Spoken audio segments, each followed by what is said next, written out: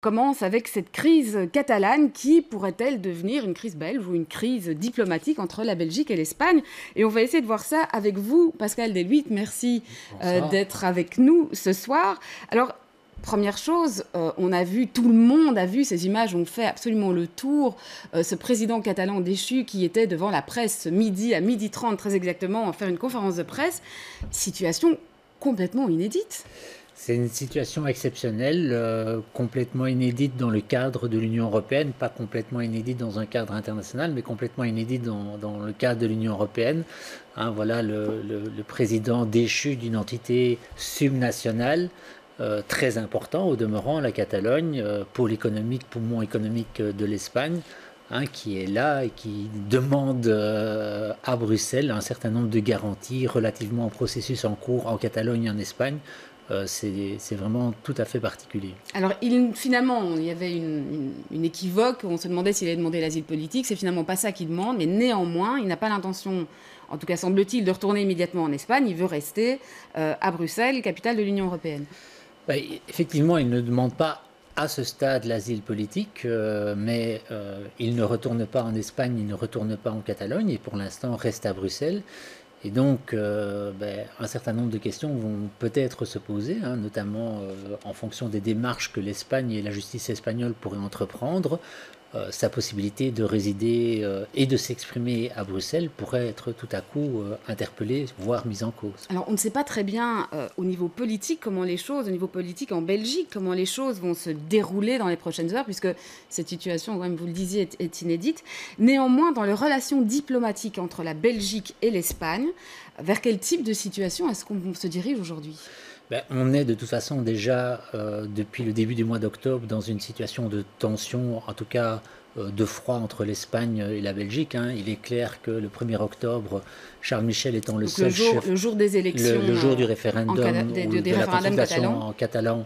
en Catalogne, Charles Michel est le seul chef d'État et de gouvernement à avoir tweeté, avec quand même un tweet qui exprimait une forme de sympathie à l'égard de la cause catalane en creux et en implicite. Donc ça a déjà froissé bien sûr les autorités espagnoles. Et de manière plus générale, depuis, les relations entre l'Espagne et la Belgique se sont partiellement tendues. L'attitude de la Belgique a été pas nécessairement comprise ou n'a pas été nécessairement comprise par tous au Conseil européen et par la Commission européenne.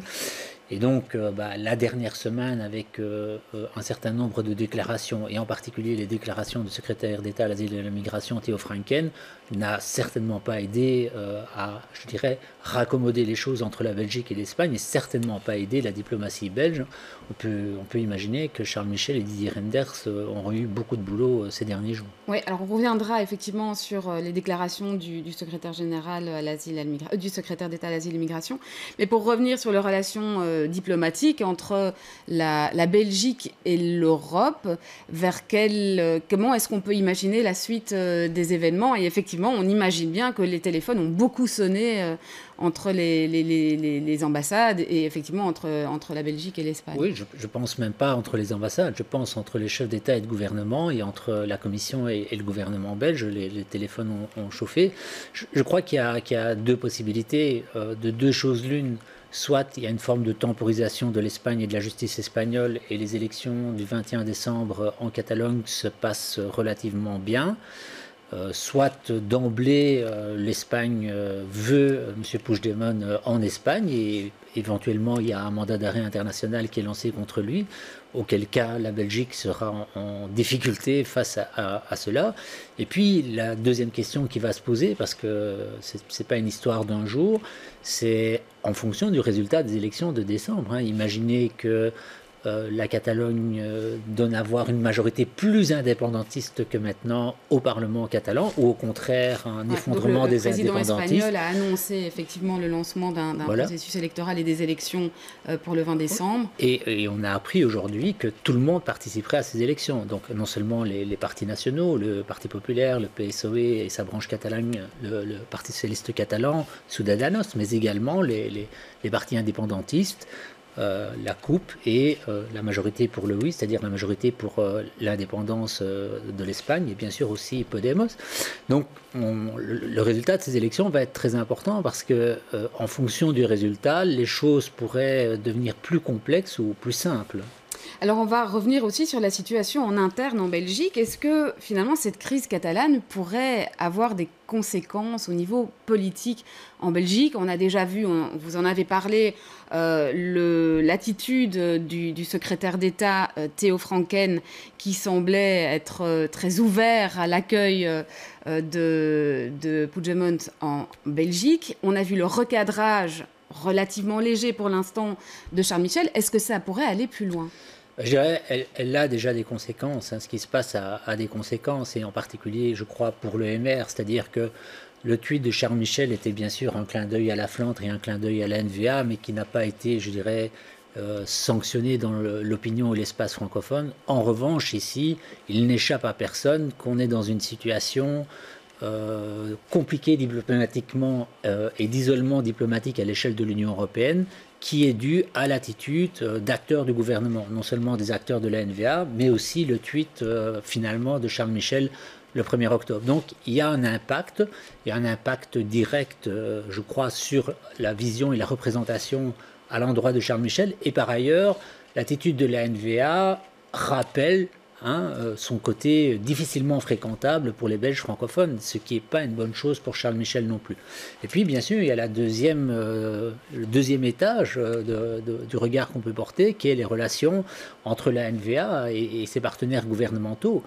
Il est clair que la NVA se sent à peu près tout permise. Elle est allée dans ce dossier bille en avant, et en particulier dans le chef d'un certain nombre de députés européens et de Theo Franken, voire même de Jan Jambon. Et là, tout à coup, on se trouve devant une situation passablement compliquée pour le gouvernement, pour le Premier ministre, pour le ministre des Affaires étrangères. Et donc, on voit le pas de deux entre Charles Michel et Theo Franken, l'éternel pas de deux entre Charles Michel et Theo Franken. Et si d'aventure la situation devait se tendre plus avant entre la Belgique et l'Espagne, la question du maintien de Theo Franken au gouvernement serait clairement posée. Ouais, et alors là, on voit Bart De Wever annonce, c'est à la une du soir en ce moment, que Puigdemont serait toujours un ami et qu'il serait toujours le bienvenu. Donc ils en rajoutent effectivement une couche. Est-ce que pour vous, cette attitude de Theo Franken pourrait cette fois être celle de trop? Parce que c'est pas la première fois qu'il est recadré par le Premier ministre. Je crois que la vraie question, c'est de savoir si Theo Franken est soutenu par la NVA et par Bart De Wever. Si clairement, et à mon avis c'est le cas, il est soutenu, soit Charles Michel dit c'est une question de gouvernement, et auquel cas on est dans le début d'une crise politique belge. Est-ce qu'on pourrait arriver jusque-là? On pourrait y arriver si d'aventure il y a une espèce de fuite en avant relativement à la présence de M. Puigdemont à Bruxelles, soit dans les relations entre la Belgique et l'Espagne, soit dans les relations entre la Belgique et certains mandataires européens. C'est pas le plus vraisemblable, mais il faut rien exclure, et en particulier si à un moment donné il y a un mandat d'arrêt international, là clairement les choses vont se complexifier. Donc je ne crois pas qu'on soit à l'aube et à l'aune d'une crise, mais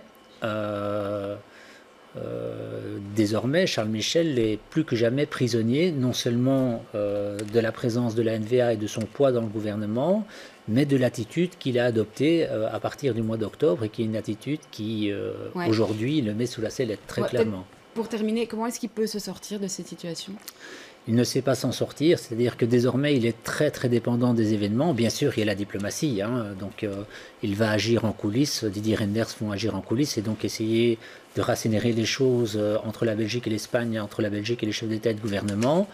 Mais si les événements s'emballent, parce que bien sûr la Belgique agit avec son cadre de contrainte, mais l'Espagne agit avec son propre cadre de contrainte, et en particulier M. Rajoy, il pourrait être plus avant isolé à l'international, que ça se voit, sans pouvoir agir directement au gouvernement, parce que la NVA va difficilement lâcher Theo Franken, et le MR va difficilement tirer la prise dans un dossier qui mettrait à nu la difficulté d'être dans un exécutif avec la NVA, choix qu'a posé le MR en octobre 2014. Très bien, merci Pascal Deluitte.